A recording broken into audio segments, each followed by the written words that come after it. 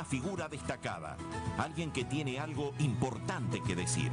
Compartimos ahora la entrevista central de esta mañana. Y la entrevista central de esta mañana es con el senador Óscar Andrade, senador comisionado de Ganadería, Vivienda, Hacienda, Asuntos Laborales, sindicalista, supo ser la figura más destacada en el sindicato de la construcción y afines, inició su vida laboral en los trabajos de construcción. Senador Óscar Andrade, sea nuevamente bienvenido. Muchas gracias por acompañarnos. Buen día, gustazo estar por acá. Que hoy viene acompañado de nuestro querido Gonzalo. Sí. ¿Cómo andan? Muy bien, ¿usted? Bien, de bien. ¿Anda de gira? De gira, sí. Hay como triple recorrida, digámosle, porque nosotros estamos haciendo una gira nacional desde la Comisión de Vivienda del Senado. De hecho, estuvimos acá presentando la importancia de un proyecto de ley que está al borde de aprobarse para lograr que las viviendas vacías y abandonadas, sobre todo los padrones, pasen a ser parte de una cartera de inmuebles pública para atender la problemática de la vivienda. Ahí está la otra gira que hacemos como Frente, el Frente Escucha, tuvimos en Florida el viernes. Y esta es una gira que hacemos desde la Miruno, que teníamos planificada para intentar hacer un balance que nos parece muy importante, que es decir, bueno, a veces hay una distancia grande entre la aprobación de una ley y que esa ley llegue al territorio. Y muchas veces en ese tránsito entre que aprobás una ley y la ley no llega a territorio se te va la vida. Nos puede pasar a este gobierno, le pasó en algunos casos claramente al gobierno anterior, y una de las formas de poder resolver eso es llegando, dando información, discutiendo con la sociedad. Voy a poner un ejemplo. Los últimos 2 periodos de gobierno se han aprobado leyes para promover el trabajo de los jóvenes, la mujer jefa de hogar, ahora se llama Ley de Empleo Integral, se acaba de aprobar este año, las personas en situación de discapacidad. Ese ha sido el propósito de la ley. Y lo cierto es que hemos dado más en la herradura que en el clavo, en el resultado, ¿no? Para sacar de la crítica política, miremos los últimos 2 periodos. Gobernó el Frente, gobernó el Partido Nacional. En los 2 periodos, las leyes eran de alcance nacional, sin embargo se aplicaron casi exclusivamente en Montevideo. El periodo pasado, el 70% de los cupos en el 2020 de este tipo de normas eran en Montevideo, y al fin del periodo 90% en Montevideo. Y es que en el interior no hay problema de empleo, no hay mujer jefa de hogar, no hay jóvenes sin trabajo, no hay personas con discapacidad. Hay, pero la información al interior llega en cuenta-gota. Tanto es así que en la recorrida por Rivera nos pasó en una reunión con el centro comercial, que el presidente del centro comercial dice, mira, nosotros estamos armando un programa específico para personas con discapacidad. No sabíamos que teníamos esta posibilidad de que una parte me subsidia el Estado, sino que es un chambón. O sea, la aplicación en Rivera es casi cero, no porque hay insensibilidad de que ningún empresario quiere contratar un joven, una mujer jefa de hogar, una persona con discapacidad o en un proceso liberado. Segundo problema que tuvimos con esa ley es el grueso de las contrataciones son grandes cadenas de grandes empresas y casi ninguna pyme. Ahora le dimos alguna preferencia a las pymes para ver si logramos que... Y yo creo que las pymes no la usan, no porque no quieren usarla, sino que no la usan porque no saben cómo. Entonces tenés un problema que es muy importante resolver en la recorrida, decir, bueno, mira, tenemos este instrumento. Para aquella pequeña o mediana empresa que está en duda si va a tomar a alguien o no para atender en la panadería, o, mira, si por un año hasta el 80% me subsidian del sueldo, capaz que es mucho más fácil tomar la decisión que si desconozco que tengo un instrumento. Y a veces desconfianza también. Claro, pero yo creo que es más falta de información que otra cosa. O sea, si no está el problema principal, ni idea tiene el pequeño productor que va a contratar a alguien que tiene la posibilidad de contratar con este mecanismo y que este mecanismo le puede dar puede ser virtuoso porque le ayuda en la contratación, pero él ayuda además que una persona que está recontrajorobada consiga trabajo. Entonces, ¿qué nos pasó en el periodo anterior? El 40% de los recursos que destinamos para esta ley no se usaron. ¿Y cómo puede ser con los problemas que tenemos de empleo que terminan no usando los recursos? Y descarto, no es un problema de mala intención, es un problema de que las normas, si no van articuladas a este otro, que es la recorrida, discutir, miren que está esto, es importante, reunirte con las organizaciones de la sociedad, para intentar, que ojalá nos pase, yo lo dije cuando fundamenté la votación de esta ley, ojalá tengamos que pedir refuerzos de rubro, porque no nos alcanza lo que tenemos presupuestado, porque la cantidad de pedidos nos desborda. Senador, en los departamentos de mayor desocupación seguramente estas leyes no fueron utilizadas. No fueron utilizadas, en el interior no fue utilizada. O sea, si el 90% de los ingresos fueron en Montevideo, es que el interior yo tengo por departamento, tuvo casi nada. Bueno, no tiene sentido que donde están los principales problemas de trabajo, las normas que están para atender esa situación no se resuelvan. ¿Alcanza con que se haga un discurso precioso en el Parlamento? No, es mucho más venir a territorio y decir, che, miren, está esta posibilidad, ¿no? ¿Cómo evaluamos? Cuarto problema que tuvo esta ley. La formación profesional, porque estaba pensada en esta lógica, si por un año vas a tener una changa que va a estar media subsidiada, podés continuar, ahora se le genera un estímulo más. Si querés extender 6 meses más, vas a tener 6 meses con un subsidio un poco más chico, pero para poder, pues el objetivo último no es no hacer un parte, sino decir, bueno, realmente resolví integración al tema del laburo. Los resultados en materia de formación profesional fueron menos de los que se necesitan. No voy a decir que fueron malos, pero fueron menos de lo que se necesita. Vos si tenés un año y medio una persona más o menos vinculada, el esfuerzo es que al año y medio esa persona salga con mejores herramientas que las que tuvo antes, pues si no es una noria nunca acabar. Entonces lo que estamos previendo es también, este año acaba de haber 36 cursos en INEFOP, es cómo dialoga esta ley con cursos de formación que si por HBZ no pudo sostener el trabajo, capaz por razones económicas, sin subsidio, la empresa que lo contrató no lo podía sostener, pero él sale con un oficio, o más o menos mejor rumbeado un oficio, él o ella, que le permita sostenerse.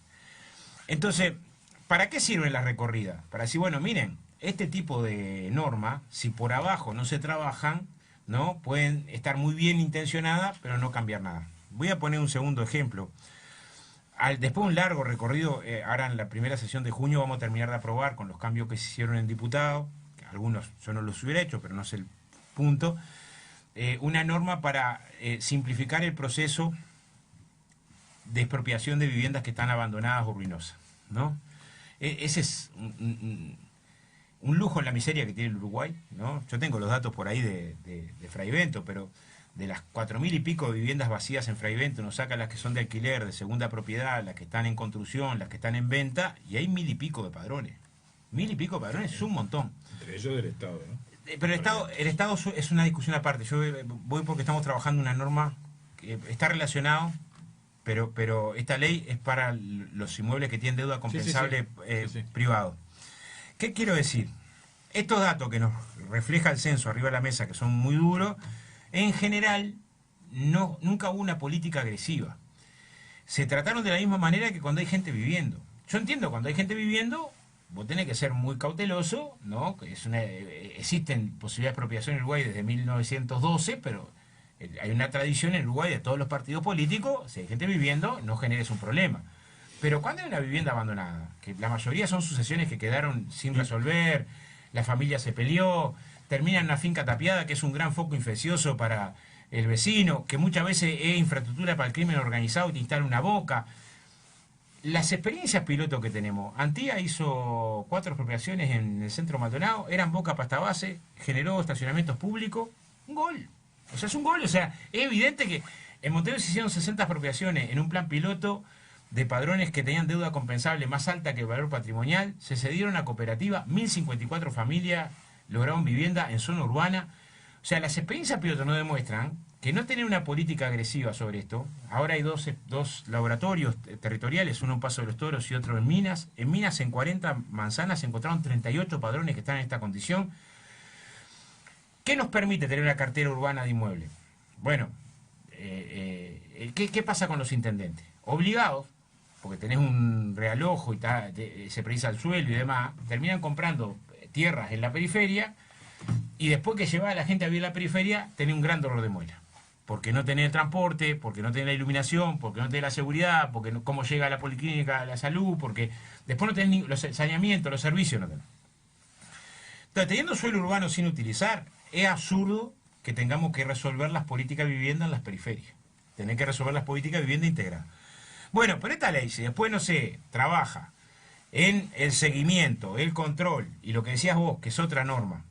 Fíjate una cosa, los 3 últimos periodos de gobierno coincidieron que es un gran problema los predios públicos no utilizados. El gobierno del frente con la cartera de inmueble de interés de inmueble nacional estableció en un literal que todo, ¿cómo se nutre esa cartera? Todo predio que no esté utilizado se dé para la cartera.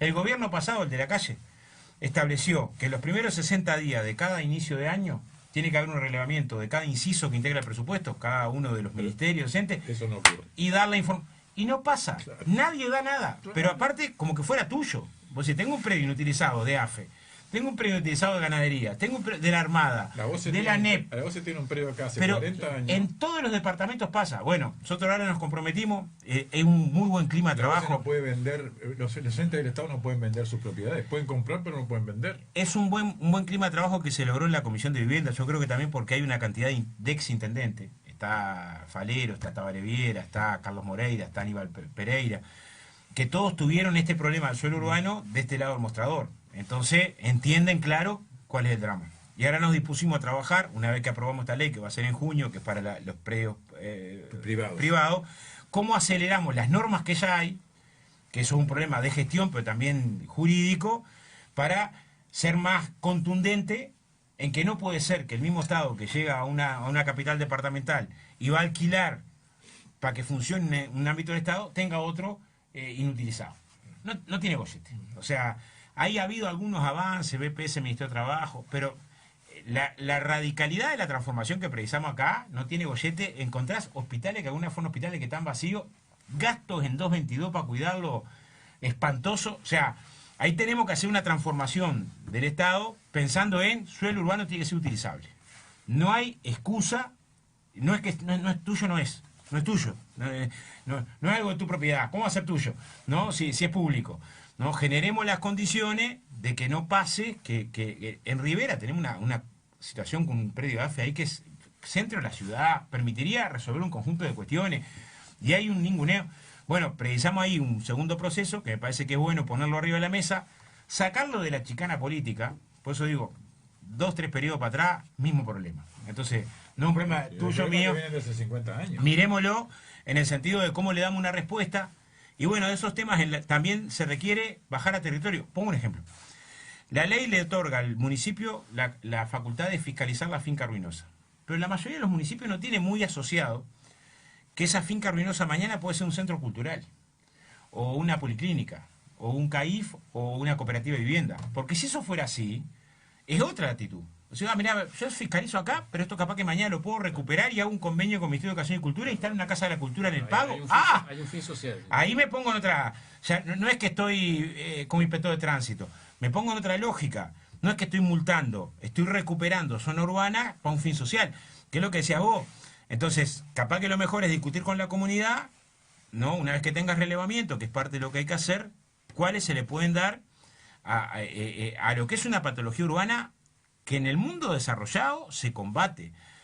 O sea, trajimos experiencia europea, ¿no? No te permiten tener vivienda tapiada. ¿Qué te van a permitir? No podés en la ciudad hacer lo que quieras. Y acá es ilegal desde la ley de ordenamiento territorial. Bueno, ¿las recorridas para qué sirven? Yo creo que sirven un poco para eso, para decir, bueno, estamos trabajando en estas normas.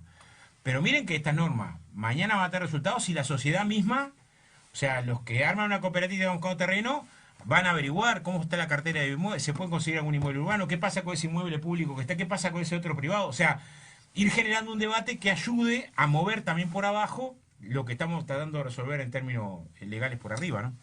Hablando de temas que tienen que ver con el Estado ahora, ha causado mucho revuelo esta propuesta de la ministra Cardona al Congreso de Intendentes por la compra del Portland y demás. ¿Cómo analiza ese tema? Hoy leíamos más temprano la respuesta de Olivera, ¿no? que criticó a Cardona por armar, según dijo, un correlato en el pedido de compra del Portland.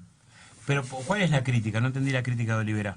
Que la ministra de alguna manera les pone el cuchillo en el cuello cuando les dice que el Estado ha hecho un esfuerzo de dar 800 millones de dólares anuales a las intendencias y le pide ahora que las intendencias compren el Portland. Es más, pero hay una ley de eso.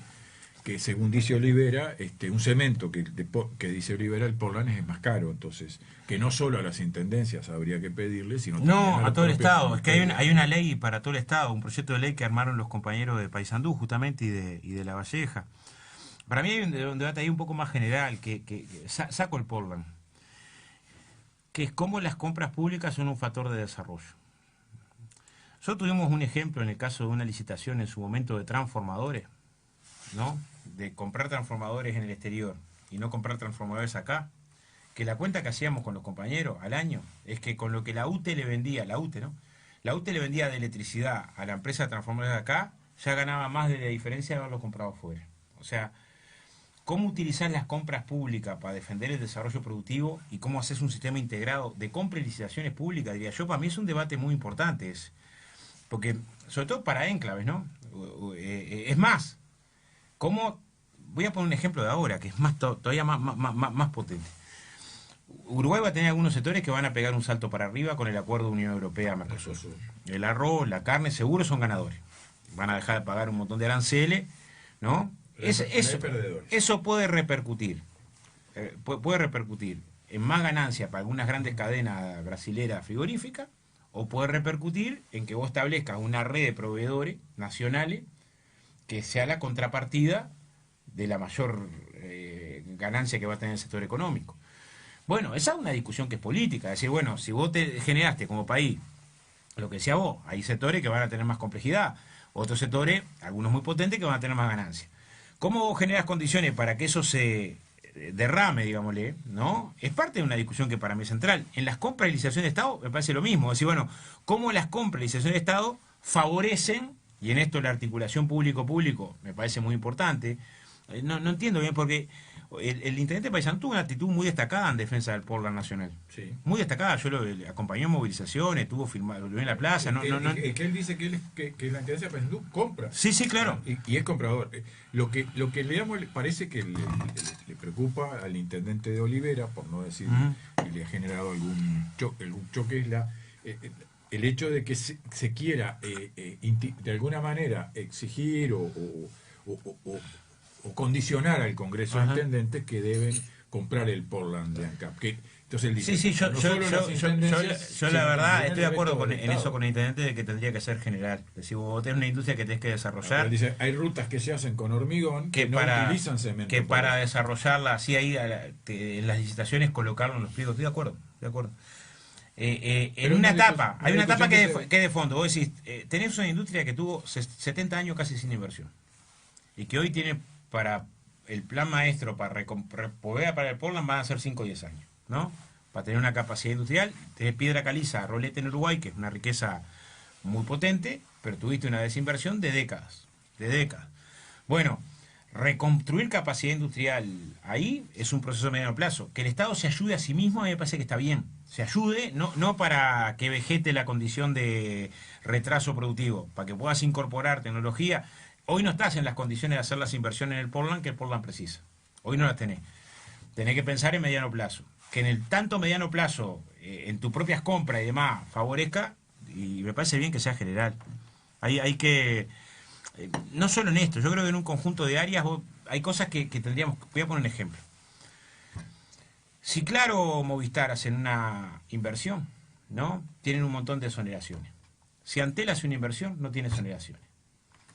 Son empresas telefónicas, las dos, ¿no? La pública es la que no tiene exoneraciones. Estas dos tienen exoneraciones. Han tenido 100 millones de exoneraciones, entonces Antel tiene que competir con dos multinacionales gigantes sin que se le contemplen exoneraciones. Bueno, yo creo que ahí lo público tiene que ayudar a lo público. Voy a poner un segundo ejemplo.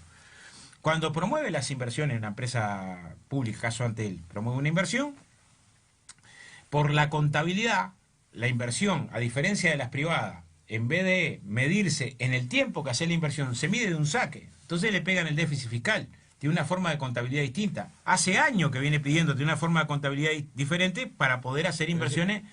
Tiene que modificar el estatuto de Antel. La forma de contabilidad del Estado. La forma de contabilidad del Estado es una forma de contabilidad vieja, manuales del 80. Entonces yo sí creo que lo público... Porque claro, vos además después le exigís que compita con dos gigantes. Por suerte Antel compite con dos gigantes, le gana, tiene la mayor cantidad de celulares internos del país, transmite a rentas generales, pero si le diéramos las mismas condiciones que se le da a la privada, las camina por arriba. Entonces, el debate que hubo este año, que era el tema de cómo canalizás el ahorro nacional para las inversiones en las empresas públicas, me parece un debate que no poniendo en riesgo la propiedad, y las obligaciones negociables no ponen en riesgo la propiedad, es positivo. Uruguay ahí tiene un poco el lujo de la miseria. Mucha plata, cosa que no va a canalizar la inversión productiva, un país que precisa inversión. Además, un tema de la inversión, que yo creo que fue uno de los debates más importantes del año pasado. El año pasado, el debate que tuvo el Frente Amplio, sobre todo con el Partido Nacional y el Partido Colorado, es si se conseguían más recursos para hacer política. Y yo me parece, y sigo defendiendo hoy, que las dos medidas que se votaron el año pasado para conseguir más recursos, para atender problemas, vivienda, déficit fiscal, bono crianza, becas Butiá, son medidas de abrumador sentido común. O sea, los países de la OCDE establecieron que las multinacionales pagan impuestos, sí o sí. Se terminó zona franca, pagan impuestos sí o sí. Si no lo pagan en tu país, lo pagan en el país de origen. Y lo que definimos el año pasado es, págalo acá. ¿Qué lo vas a pagar en Finlandia? Págalo acá. Ahora, ustedes saben que no nos acompañaron con la votación. Yo no logro entender cuál es el razonamiento si vas a establecer un impuesto. Pues vos decís, no le pongo impuesto para que no se vaya. Pero si el impuesto lo va a pagar igual. ¿Cuál es el argumento para que el impuesto lo pague en la casa matriz y no lo pague en el país donde está instalado? Que es lo que pasa, por ejemplo, con las papeleras. A partir de este año empiezan a pagar impuesto acá del 15% de las utilidades. O que si un residente fiscal, ¿qué residente fiscal en Uruguay? Cualquiera que es residente fiscal en Uruguay, invierte en Uruguay, tiene que pagar impuestos. Pero si invierte en acciones en el exterior, no paga impuestos. Bueno, es una invitación a que invertir afuera, que no pagas impuestos. A partir de este año, si decidís invertir afuera y no invertir acá, vas a pagar impuestos. Bueno, esas dos medidas. Ahora, esa lógica también te corre el riesgo, senador, sí, de que, porque en realidad el capital es muy cobarde. El capital está donde le conviene. También puede ser que diga, bueno, si no puedo invertir en el exterior, cambio de lugar, me voy a otro lado. Yo lo que diría es... Porque eso también es real, ¿no? Pero un residente fiscal que no invierte en Uruguay, invierte en el exterior, no cobra el impuesto, y al vecino que tengo al lado que invierte en Uruguay cobrarle impuesto, no me parece justo. O sea, desde el punto de vista normativo, lo que estoy diciendo es, pero ¿cómo este decide invertir en Fraivento, generar trabajo en Fraivento y va a pagar impuestos? Pero si vos decidís invertir en Paraguay, generar trabajo en Paraguay, ahí no vas a cobrar nada. Bueno, ¿con qué cara? O va a pagar menos impuestos. No, nada, porque por las ganancias de acciones no pagaba nada. O sea, si yo compré acciones en Paraguay y me registraron 10 millones, no pagaba nada. Entonces, lo que estoy diciendo es, ¿cuál es el argumento con el que puedo decirle vos que invertís acá? Vos sí, así te toca.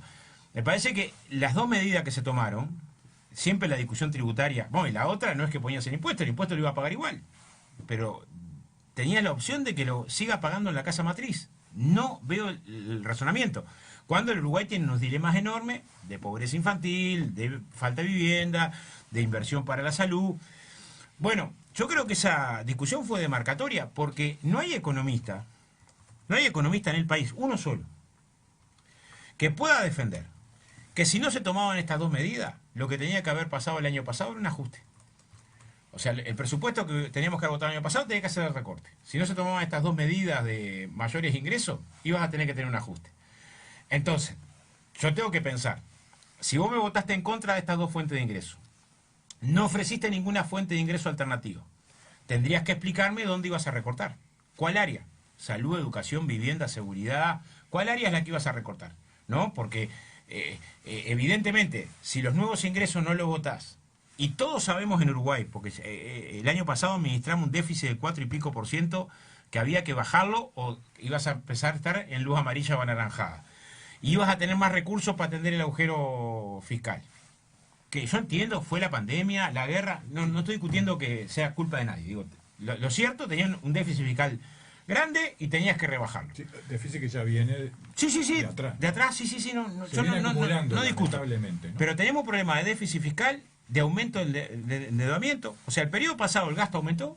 Cuando escucho a alguno hablar del gasto, el gasto en relación al producto aumentó. Hubo mayor déficit fiscal y más endeudamiento, ¿no? No estoy colocando responsabilidad, digo. Esa es la situación que tenías de piso. Por lo tanto, para administrar el presupuesto, o hacías un recorte en los gastos, ¿no? O tenías nuevos ingresos.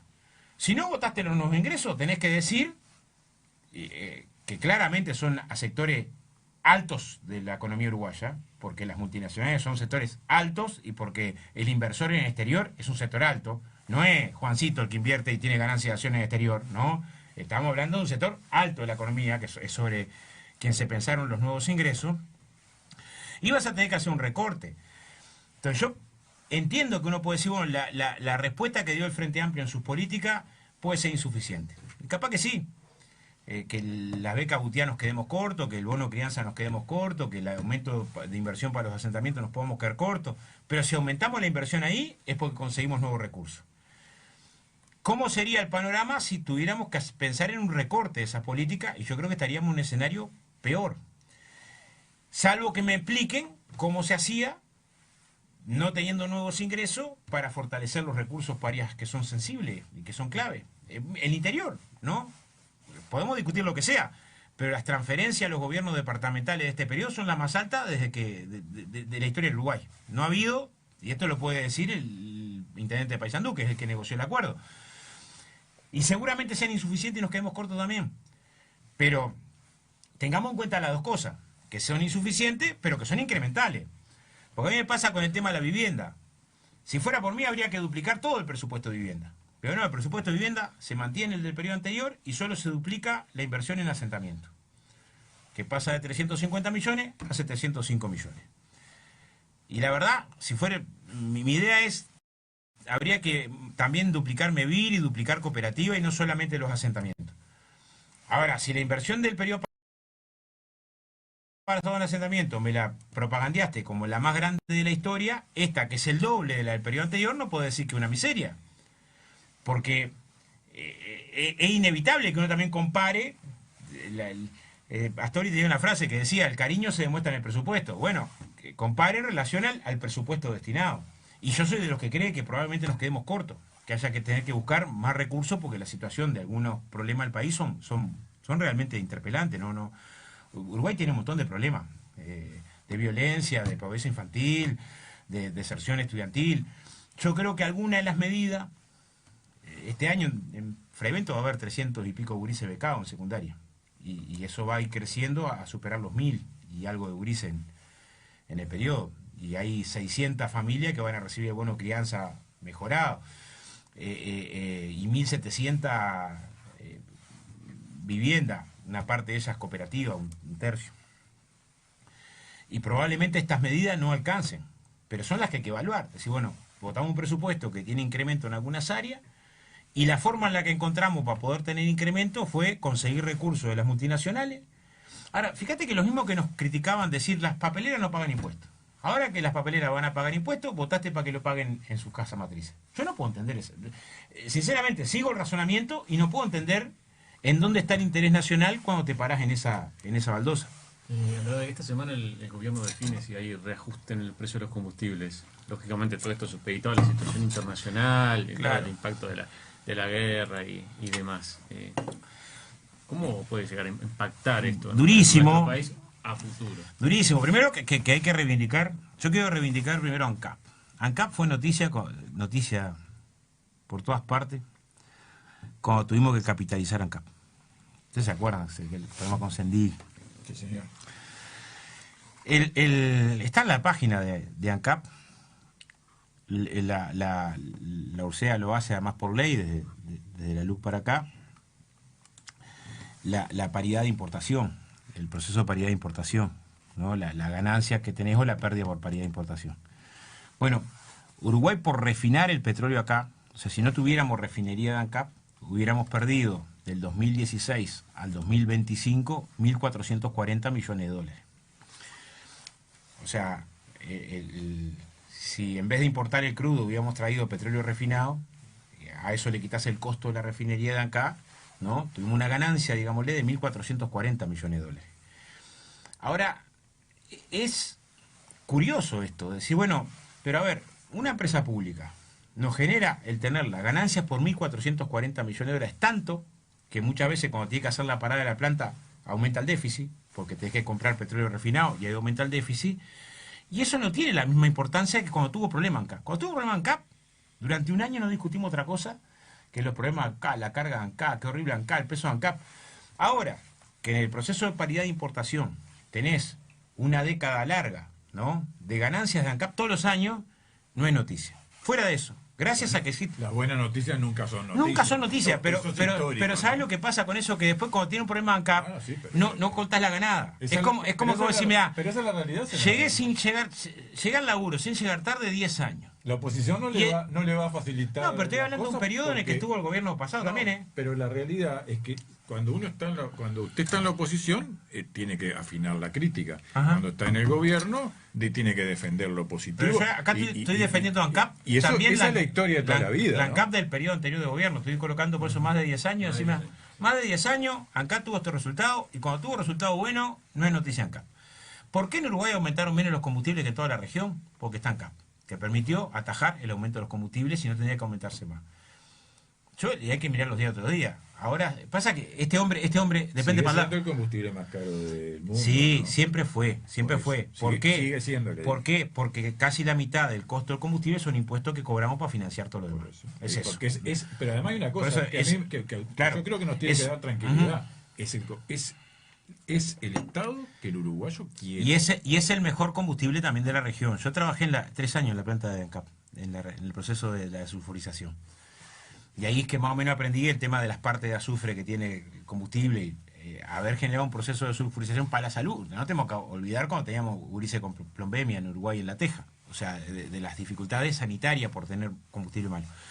Pero lo que estoy diciendo es, el combustible es caro porque más de la mitad son impuestos que son los que nos sirven para financiar que tengamos universidad gratuita, escuela, salud pública.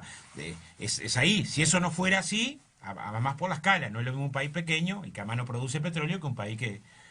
Pero aún así, si nosotros en vez de si no tuviéramos ANCAP, el combustible sería más caro. Si no tuviéramos ANCAP, si tuviéramos que traerlo refinado, las pérdidas serían mayores. Es algo que está en la página web, lo coloca, lo seca ahí con mucha claridad y eso me parece que es bueno, la defensa de lo público. Segundo, este hombre depende para el lado que se peine. Estoy hablando del que se cree dueño del mundo, para el lado que se peine. Entonces de mañana anuncia, tengo un acuerdo de paz, la tregua está resuelta, resolví todo, de tarde te pone en Twitter bombardeando de nuevo Irán.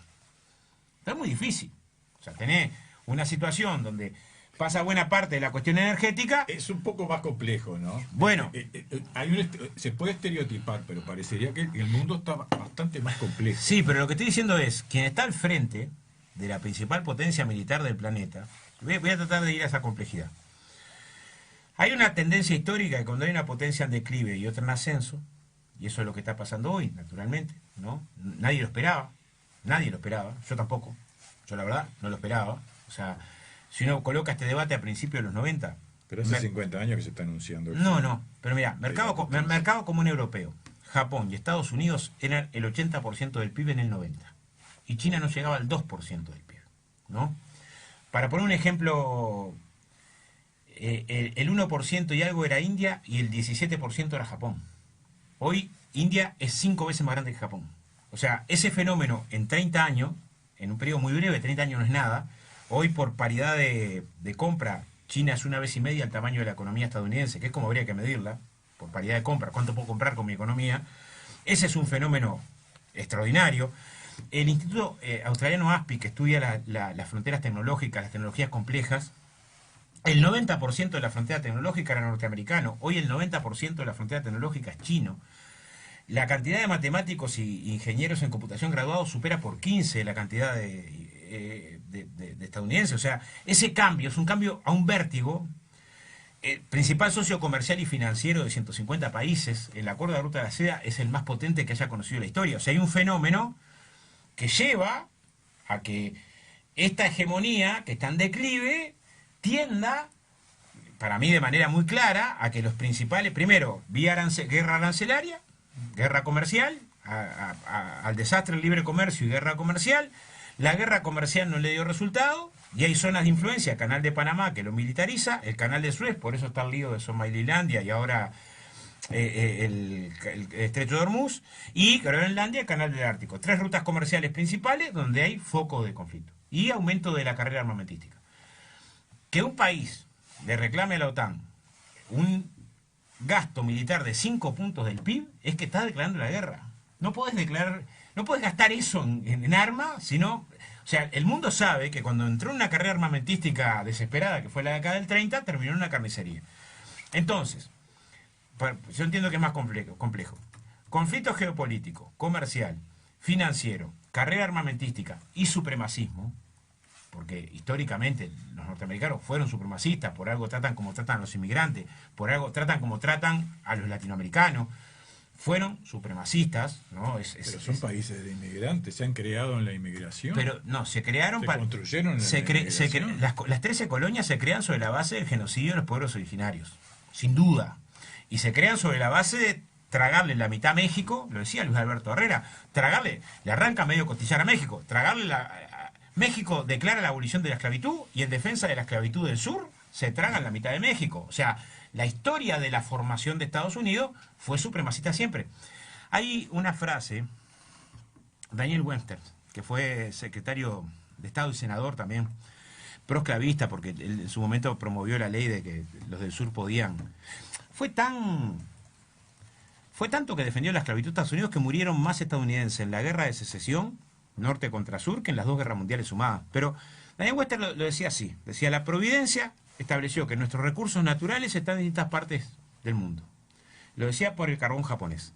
O sea, tuvieron esa mirada. Lo que ahora dice Trump, diciendo, está mi petróleo allá, están mis recursos naturales acá, no es de Trump. Si uno sigue la historia, siempre pensaron así, que en este su hemisferio, los documentos de seguridad de Estados Unidos establecen que ni nos nombran, no nos nombran como América Latina, sino como su hemisferio. Entonces, ¿cuál es el problema nuestro? Que la relación comercial con China se multiplicó por 40. Entonces, cuando dicen saquemos influencias ajenas, nosotros quedamos hechos perchas si eso pasa. Porque nuestra situación comercial, pero es clarísima, es muy fuerte. Hace 12, 13 años que es el principal socio comercial, China con Uruguay, pero es con América Latina, ¿no? Con Chile de caso. O sea, no es un problema de entonces, ¿es eso lo que está en discusión? Yo creo que esa guerra comercial está en el centro. Por la hegemonía, guerra comercial, para mí no hay duda. Y, ¿por qué si no se va con países que son claves en los recursos energéticos con China? ¿No? Hay una situación ahí, es más, los documentos de clasificado lo dicen con mucha claridad, en el sentido de decir, bueno, ven como un... ¿Qué es lo que hay que evitar acá, en mi opinión? Que este lío termine a los cañonazos. Hay un estudio de la Universidad de Princeton del año 2019 que está muy fino, porque dicen, bueno, si hubiera una confrontación bélica hoy como la que hubo en la década del 30 y del 40, ¿qué es lo que pasaría con las capacidades militares actuales? Y el dato es escalofriante. Ellos dicen, en las primeras horas había 91 millones de víctimas. O sea, por eso no hay. La capacidad destructiva hoy no hay, pero estamos jugando en la cornisa, porque en realidad no hay porque no se escala, porque en realidad tenés un montón. Saben cómo termina. Claro, pero tenés un montón de provocaciones cada vez más duras. O sea, cuando vos pulverizás el orden internacional, a mí me preocupa mucho. De 63 instancias de la ONU se fue a Estados Unidos. Senador, ¿no se está creando una nueva reordenamiento internacional? Sí, clarísimamente hay. ¿Un proceso de nuevo? Sí, tanto hay que el Banco Mundial establece. Fíjate el dato. La Unión Europea era el 32% del PIB en el 90. Hoy es el 18% y en el 2050 puede estar por abajo del 10%. O sea, un centro económico del mundo, del que conocimos, ¿no? Tanto que los países que no fuimos colonia europea, creo que, Tailandia, Japón y creo que Etiopía, que no hayan sido colonia europea en algún momento de la historia. Bueno, Europa está en declive que es medio irreversible. Hay una emergencia de Oriente, que es China, es la India, es Indonesia. También de acá, México, Brasil son los jugadores que van a jugar, pero por primera vez entre los 7 países más importantes no va a haber ningún europeo en el 2050. Ese es un cambio demasiado profundo, ¿no? Que también genera a veces en el occidente reacciones xenófobas nuevas contra inmigrantes, todo un fenómeno que creo que es de lo que explica algunas reacciones de riesgo. Lo que está pasando en África. O sea, Francia, ¿no? Preciosa Francia, ¿no? Pero Francia vivió toda la vida el saqueo a Malí, Níger y Burkina. O sea, las 54 centrales nucleares de Francia se nutren del uranio de Malí, uno de los países más pobres del mundo. Bueno, se rebelaron y le trancaron la pata. Ese lío, no tenían derecho a usar su propia moneda, tenían que usar la que habilitara el Banco francés, países históricamente saqueados. Hay un momento ahí actual, ¿no? Que creo que es lo que explica un poco el cambio, ¿no? Que hace que lo que fue el centro del mundo históricamente esté tensionado con el sur global. Bueno, ¿qué es lo que tenemos que pensar como Uruguay? Que esto se resuelva pacíficamente. O sea, Uruguay si hay una bandera que tiene que levantar, por eso a mí me preocupa mucho cuando hay opiniones que poco me dicen, invadita al país, invadita al otro, que no se invada a nadie. A ver, yo creo que Bukele aplica métodos autoritarios, pero estaría en contra de que se invadiera El Salvador. En contra. Ninguna potencia extranjera se meta en la soberanía en ningún país. Ninguna. ¿Por qué? Porque tenemos que ser zona de paz. Nosotros tenemos que defender ser zona de paz. Y la bandera de la paz ser la principal. El precio de los combustibles que preguntaba, bueno, tiene que ver con que hay una lógica de inestabilidad global que yo creo que la está generando claramente Estados Unidos, que es el que promovió la invasión a Irán, ¿no? Los argumentos son los más absurdos, ¿no? Porque decir, invado Irán por la democracia y que Emiratos Árabes y Arabia Saudita es la democracia plena, está al frente de Qatar. O sea, ¿cómo es eso? O sea, ¿según quién? O sea, tus socios. Es evidente que es quién es mi socio y quién no es mi socio. O sea, nadie que agarre de cerca un libro de historia puede creer que el problema tiene que ver con que fui a defender tal lado. Tanto que la invasión que hace a Caracas quedaron los mismos que estaban, pero le dan el petróleo. O sea, tanto lo único que le importaba es el petróleo, que quedaron, salió Maduro, ¿no? Pero quedaron los mismos que estaban, pero si me das el petróleo, sos bárbaro, una excelente persona. Yo le decía a Marcelo que es como la foto que vio Stroessner en Brasil cuando asumió un nuevo gobierno. Dijo, el único que faltó soy yo. Claro. Sí, más o menos. Entonces lo que estoy diciendo es, entendamos que lo que está en juego ahí es que están las mayores reservas de petróleo. Siempre fue eso. Siempre en el fondo estuvo las mayores reservas de petróleo. Todo lo demás, papel pintado, ¿no? Vamos cerrando, senador, que se nos fue la hora. Bueno, un gustazo. Pero Ha sido un gusto interesante. contar con su presencia esta mañana con nosotros. ¿Cómo sigue la recorrida? Bueno, de todo. Vamos a ver si nos juntamos con el intendente de pasada. Tenemos medio de prensa, vamos a estar con el plenario, vamos a tener una actividad con la mesa política, actividad del FA. Algunos compañeros también vamos a ir para el interior, para Jun. Y mañana vamos a andar por Soriano y Colonia. ¿Tiene algún grupo de vivienda por ahí que me dijeron lo están esperando? Sí, ya estuvimos con ellos la vez pasada que vinimos, porque vinimos con el tema de la ley. Ahora que se termine de votar, porque viene de diputados, vamos a tener una herramienta más. O sea, se trata de eso. Al final del día, decir, bueno, ¿qué herramienta nueva construiste para atender problemas? En eso hay que poner foco. Bueno.